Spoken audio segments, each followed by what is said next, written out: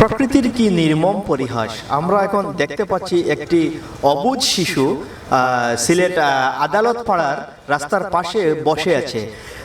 দেখেই কেমন জানি মনটা একটু মোচড় দিয়ে উঠলো। আজ এই বাচ্চাটা যদি আপনার কিংবা আমার হতো, সে কোথায় থাকতো, তাকে আমরা কিভাবে রাখতাম। তো সেই জায়গা থেকে এই বাচ্চাটি, এই শিশুটি এখানে বসে আছে, অপলক দৃষ্টিতে সে তাকিয়ে আছে দিক বিদিক। সে এই দুনিয়ার হাওয়া বাতাস, আলো বাতাস কিছুই বুঝার মতো সক্ষমতা এখনো তার হয়নি। অপলক দৃষ্টিতেই শুধু সে দেখছে। এটাই মনে হয় প্রকৃতির নিয়ম। আল্লাহর কাছ থেকে আমরা সবাই পানা চাই যেন আমাদের দারিদ্র্যের কষাঘাত এমন জায়গায় নিয়ে না যায় যাতে আমাদের বাচ্চাগুলার এই ধরনের করুণ পরিণতি ঘটে।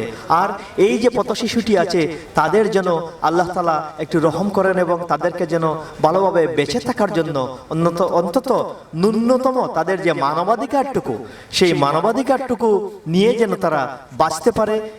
রাষ্ট্রের কাছে, সমাজের বিত্তবানদের কাছে, সর্বোপরি আশপাশে আসা যাওয়া সকল মানুষদের কাছে এটাই থাকবে আমাদের একটি আবদার। এইসব পথ শিশুদের জন্য আমরা যদি কিছু করতে পারি, তাহলে হয়তো আমাদের আত্মার শান্তি পাবো, হয়তো আমাদের মনের শান্তি পাবো, পাশাপাশি আল্লাহ তাআলার দরবারে হয়তো অনেক সওয়াবও পাওয়া যাবে।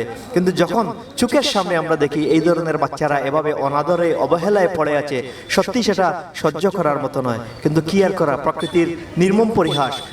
18 কোটি মানুষের দেশ এই গরিব, আমাদের এই মধ্যবিত্ত আয়ের দেশ এই বাংলাদেশ। সেই বাংলাদেশের এইরকম শিশু অভাব নাই। হয়তো এটার প্রকৃত সংখ্যা পাওয়া যাবে না, এটা অনেক হতে পারে, সেটা হতে পারে কোটিও ছাড়িয়ে যেতে পারে। আমরা যদি তাদেরকে সঠিকভাবে পরিচর্যা করতে পারি, ওরা হয়তো আগামী দিনে অনেক ভালো থেকে ভালো কিছু করতে পারে এই দেশের জন্য এবং দশের জন্য।